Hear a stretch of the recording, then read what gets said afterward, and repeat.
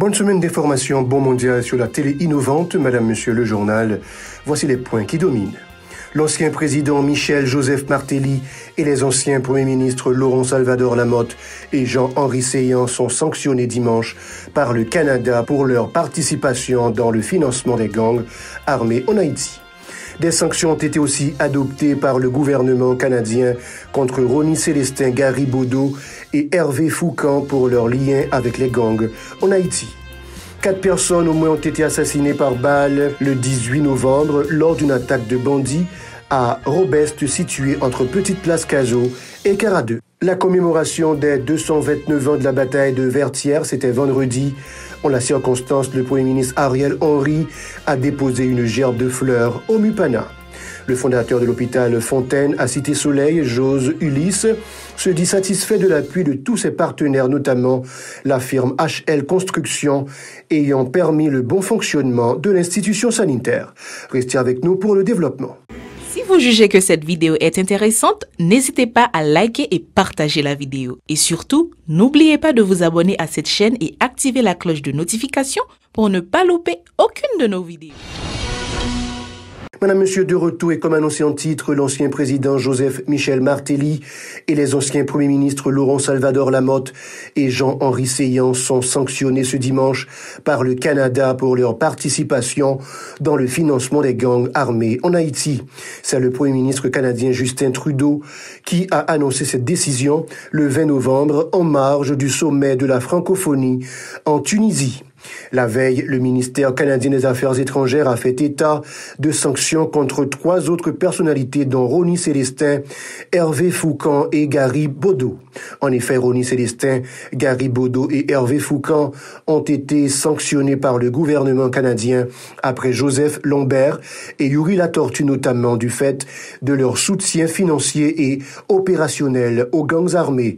Ces personnalités sont frappées entre autres d'une interdiction de transactions, ce qui aura pour effet de geler tout avoir qu'elles peuvent détenir au Canada.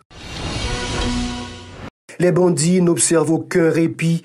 Ils ont abattu par balle 4 personnes au moins le 18 novembre lors d'une attaque à Robest située entre Petite Place Cazaux, Adelma 33 et Caradeux, dont la commune de Tabar.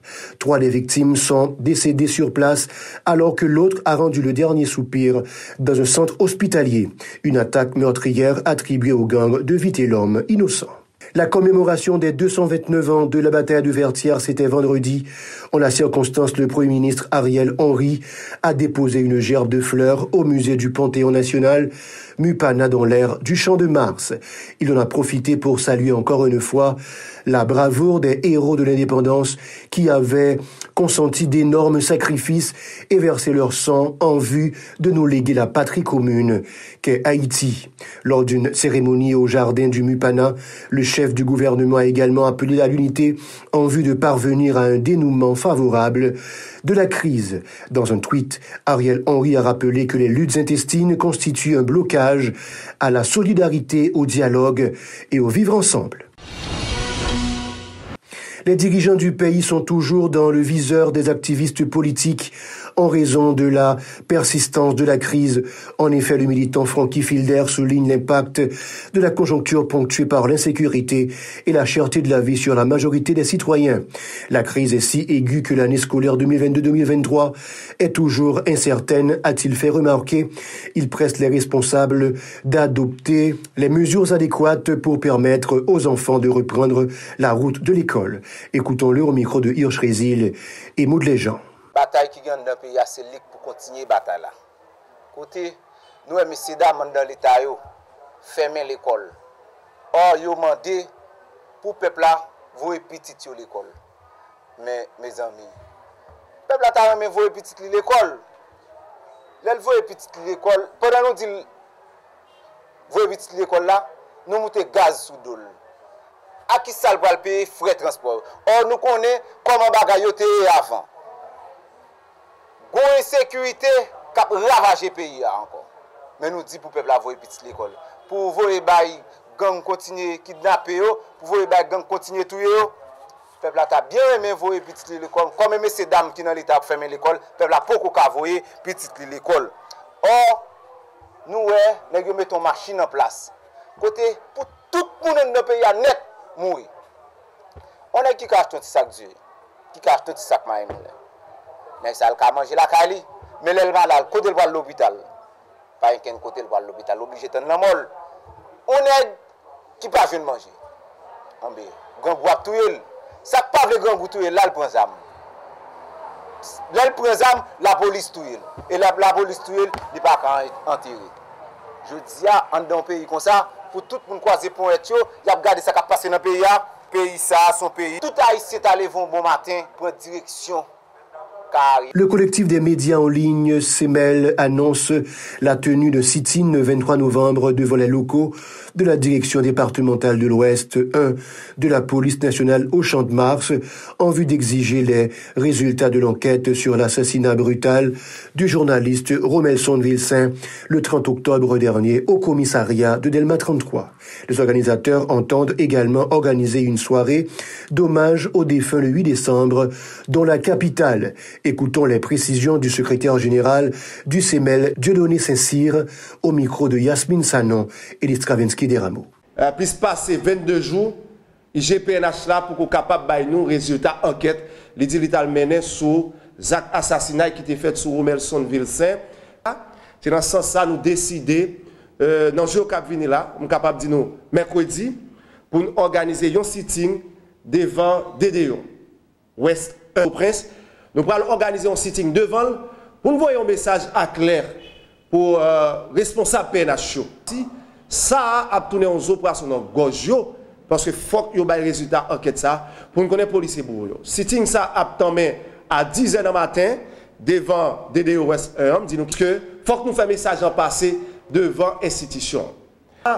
Nous avons pour nous organiser tout une soirée d'hommage 8 décembre à Cap Vinela qui c'est en prélude cette question journée internationale sur la question de l'homme.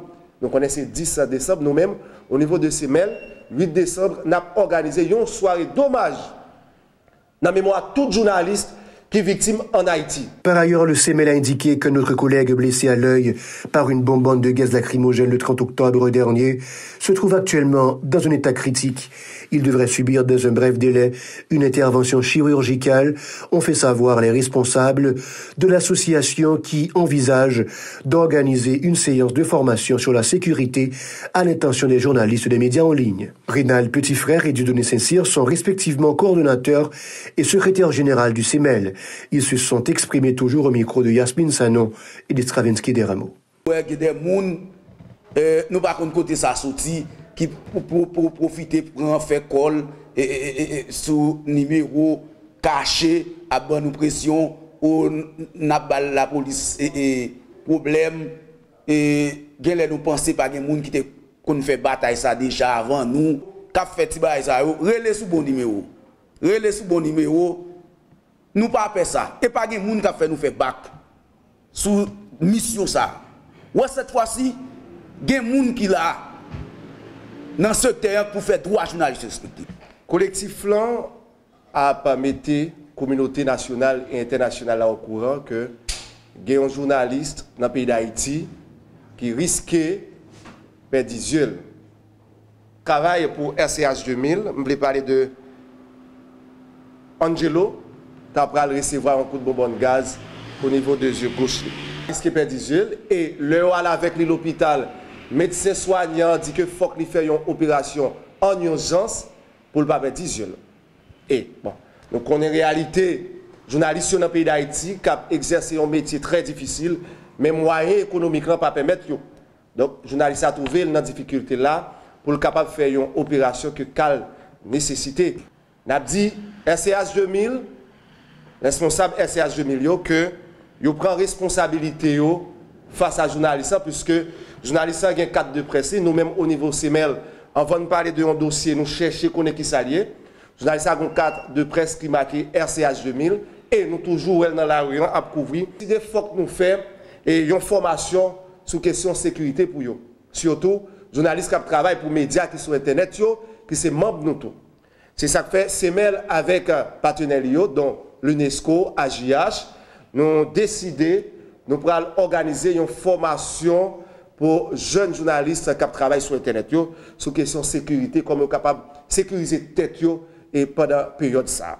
Et après ça, le fondateur de l'hôpital Fontaine à Cité-Soleil, Jose Ulysse, n'a pas caché son enthousiasme suite au support de tous ses partenaires, notamment la firme HL Construction, ayant permis à l'institution d'assurer son bon fonctionnement.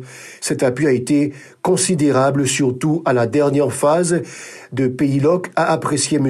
Ulysse, qui s'est réjoui de l'installation récente d'un système d'alimentation en énergie solaire. Le centre hospitalier peut desservir les patients qui le fréquentent de jour comme de nuit, a rassuré Jose Ulysse. Ces propos ont été recueillis par Chilov Semixon et Jose Philippe François. Depuis l'époque Pays-Loc là, nous nous rendons compte que faut nous changer source d'énergie nous. Et comme ça, nous avons parlé ensemble avec des partenaires, des amis, qui t'ont aidé nous à arriver à un système solaire qui permet que nous fassions plus de temps possible sans une génératrice. Ça fait que si ce n'est pas une opération que nous allons faire, quand nous avons besoin de climatiseur en dans salio, nous étions sous solaire net. Nous avons appelé, pendant qu'on a parlé là quand même, nous toujours dit merci. Il y a des gens que nous ne pouvons pas suspendre dire merci. Nous avons un partenaire qui, dans mauvais temps, qu'on a beau temps, toujours avec nous, HL Construction. Et qu'on n'est pas même Hervé nous dit merci encore, qu'on a ces pipeaux nous plus dit merci. Parce que c'est lui qui gère le petit gaz là pour nous. Nous fait combien de temps? C'est HL qui kembe pour les gaz là pour nous. Par ailleurs, l'humanitaire souligne que la fondation du centre hospitalier remonte à 1991. La communauté de Cité-Soleil et ses périphéries bénéficient de ces services offerts gracieusement et joyeusement par un personnel dont le dévouement est incommensurable. C'est encore félicité Jose Ulysse. Pour lui, les affrontements entre les bandes armées rivales n'ont pas vraiment affecté le travail de ses collaborateurs. Il est toujours au micro de Chilov Semixon et de Jose Philippe François. Bon, c'est une aventure qui a commencé en 1991. Ouais. Nous avons quelques amis qui étaient dans un mouvement sociaux, religieux, etc. Et puis nous avons décidé de mener une action sociale dans une zone défavorisée. Nous avons choisi Borissia et puis nous commençons. De 1991 jusqu'à 2000, il a marché. Nous avons servi la communauté et puis à partir de 2002-2003, nous commençons à prendre option pour mettre la paix au sérieux jusqu'à ce que le tournée il y a un plus gros hôpital qui est dans la commune et il y a un parmi gros qui est dans le pays. Parce que comme l'hôpital aujourd'hui, nous avons tous les services que nous avons, nous faisons tout type d'opérations qui sont très courant. Et nous avons un service à une communauté qui vraiment en a besoin. Vous comprenez? Grand pile monde, c'est époque Pays-Loc, par une pièce que tu peux aller encore. Et puis, on va rendre compte que c'est un côté pour venir. Et là, on vient, il y a une structure, il y a un niveau. Service cap bayo et puis c'est qu'on y a tout commencé à dire il va penser ça parce que dit on l'hôpital dans Cité-Soleil ça arrive une pile fois des gens qui viennent là et puis yo étonné pour gens propre pour une belle salle d'opération nous avons 3 salles d'opération bien équipées je dis oh et son question tout est demandé pour qui ça c'est là où va monter gros baril ça bien qui do son zone à risque ça qui do comment fait qu'un bénamitan gang c'est là bon son pays qui a toute catégorie là-dedans. C'est parce que les gens dans la zone qui sont pas bon et puis on leur dit que plus bon, ou bien bon tout partout, ou bien mauvais tout partout. Gériane Ulysse, la fille de l'ingénieur Jose Ulysse, n'a pas négligé son soutien à cette œuvre humanitaire. Elle a promis de la poursuivre pour le bien des résidents du plus grand bidonville de la capitale. Elle ambitionne d'instaurer notamment une école classique et professionnelle dans cet espace qui sera transformé en un complexe contenant plusieurs paliers. Pas rien pour changer encore. Nous avons un bon staff, nous avons un système administratif qui là, c'est juste structurer le plus. Pas changer rien, c'est juste ajouter plus de structure pour nous venir plus efficace. Jean-Papi lui-même, il a commencé le projet à Poukol. C'était un bagage qui était sorti dans le cœur, il a commencé l'hôpital à Poukol comme anti-clinique. Les gourmets, l'État pas occupé, les amis pas occupés, qui fait ses copales, qui fait moi-même venir avec propre structure là, créer fondation l'hôpital Fontaine, enregistrer fondation l'hôpital Fontaine et à l'étranger tout. Bon, depuis qu'on est à mon bagage espace. Rêve moi mettre mon éducation, m'étais obligé stop éducation pour venir courir papi dans aspect santé a. Même ta mais nous vinn bon tant que l'autre bord un gros complexe, une grosse université, tout terrain c'est l'hôpital là mais ou bien université ou bien l'école là, l'école kindergarten ou bien collège ou bien toute bagaille. So c'est juste ajouter sous là c'est sous ça qu'il a déjà. Plus espace, plus bagaille technologie pour aider les jeunes à connecter plus à l'international. J'aime dire, pas grand m'a changé, c'est juste agrandir ça faire parce que c'est une très bonne base. Pour sa part, le directeur médical de ce centre hospitalier, Jean-Baptiste Loubens, a indiqué avoir recensé 90 cas suspects depuis la resurgence du choléra. Il encourage les gens à respecter les principes d'hygiène pour freiner la propagation de la maladie. Il est au micro de Chilov Semixon et José-Philippe François. Puis, commencement épidémie, donc on a commencé dans la commune Cité Soleil et aussi dans la commune Port-au-Prince. Alors que nous recevons depuis le deuxième jour à l'Etlan, un patient qui est sorti dans la commune Croix-des-Bouquets sous-marin. Et dès lors, nous venons commencer à avancer pour mettre un CTC sous pied. Voilà, jeudi à nous 19 novembre 2022, nous avons recevoir plus que 90 patients. Côté que la majorité que c'est Timon qui est. L'autre bagage qui est important en ce qui a trait avec CTC que nous avons là, non plus nous fait prise en charge choléra, mais il y a des gens qui ont choléra qui combiné avec malnutrition. C'est-à-dire nous faisons traitement choléra et puis ensuite nous faisons récupération nutritionnelle pour eux. Et c'est le cas côté que nous recevons plusieurs patients qui sont sortis dans Médecins sans frontières France, qui ont fait traitement pour choléra et puis ensuite ils référé ici, ensuite nous-mêmes pour nous capables de faire récupération nutritionnelle. Nous avons un cas de décès depuis que nous avons fait prise en charge choléra. Mais le cas de décès, c'était un constat de décès parce que ce n'est pas dans l'institution. Il est arrivé dans l'institution, nous fait toute santé pour le faire pour lui, malheureusement, il n'a pas pu le sauver. Nous avons la capacité pour nous capables de recevoir 40 patients en plan B et C et 12 patients en plan A, c'est-à-dire, même dit plan B et C, c'est mon contingent qui est avancé, très déshydraté, et mon plan A, c'est mon seulement qui a vomi, mais ouais, mon en fait, il n'est pas déshydraté vraiment. Mon ça, nous avons au sérum, et puis ensuite, après 6 heures de temps, nous voyons la caille. Des médecins qui offrent leur service à l'hôpital Fontaine se disent conscients de la menace que représentent les agissements des groupes armés et pour eux et pour les patients. Ils se disent parfois surpris par les fortes détonations alors qu'ils s'occupent de leurs patients.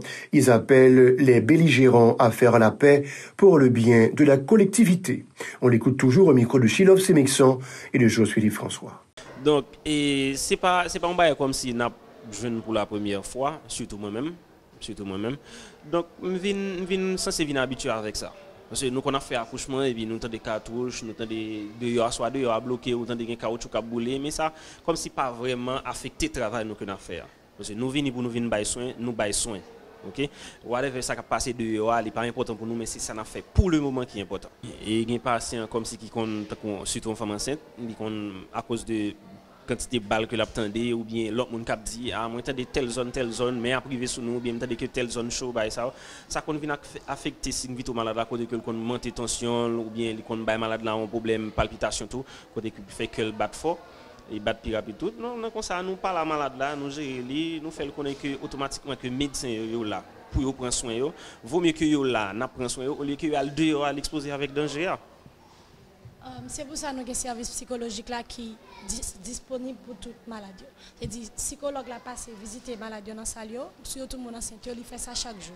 Et pas vraiment l'État parce que l'État pas vraiment qu'à faire pour nous avons juste des gangs pour mettre tête ensemble pour faire la paix parce que tout le monde a le même droit parce que chaque ça fait c'est toujours le monde qui pie mal qui subit pour te capable une chance.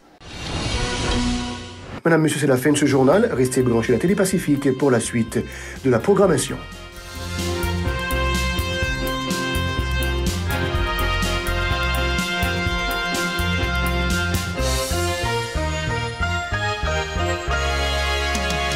Si vous jugez que cette vidéo est intéressante, n'hésitez pas à liker et partager la vidéo. Et surtout, n'oubliez pas de vous abonner à cette chaîne et activer la cloche de notification pour ne pas louper aucune de nos vidéos.